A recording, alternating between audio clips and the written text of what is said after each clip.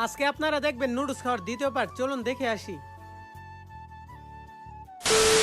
বাজার থেকে সবকিছু কিনে এখন আমরা সবাই যাচ্ছি বাড়িতে। আজকে আমরা নুডলসের পার্টি দেবো, কিন্তু কার বাড়িতে রান্না করবে এই প্ল্যান না করে আমরা চলে যাই বাজারে। আমাদের চিন্তা ছিল আলমগীর ভাইয়ের বাড়িতে গিয়ে নুডলস রান্না করব, কিন্তু আলমগীর ভাইয়ের বাড়িতে এসে দেখি ওনার গ্যাস শেষ হয়ে গিয়েছে। তাই চলে আসি আমার আপুর বাড়িতে নুডলস রান্না করার জন্য। আমি সবাইকে বলে দিয়েছি তোরা বাড়িতে যা, নুডলস রান্না হলে আমি তোদেরকে কল দিব। শুধু জাকারিয়া আর রিমন এইখানে থাকে এবং সবগুলো কাজ ওরা দুইজনই করে। আজকে কিন্তু বাজারে যাওয়ার সময় বাজারে ছিল বন্যা। আমাদের সলিমগঞ্জ বাজারের মধ্যে একটু বৃষ্টি হলেই পানি জমে যায়, আর যেখানে পানি জমে ওইখানে রাস্তাও এত একটা ভালো না। আমি ছিলাম জাকারিয়া রিমনের সাথে, তারপর রান্না করে এসে দেখি এখানে নুডলস হয়েও গেছে। তারপর এখানে রিমনের সবার প্লেটের মধ্যে নুডলস গুলো দিয়ে দিচ্ছে। আজকে এই বৃষ্টির দিনে নুডলসটা অসাধারণ হয়েছিল। নুডলস সবার প্লেটে দেওয়ার পর রাকিব ভাই এক গামলা মুখে দেয়। এতগুলো নুডলস মুখে দিয়ে না পারতেছিল খাইতে, না পারতেছিল কিছু করতে। এখানে শাহিনে সুজনে কত সুন্দর করে ভদ্রভাবে খাইতেছে। আর সত্যি কথা বলতে আজকের নুডলসটি আসলে অনেক মজা হয়েছিল।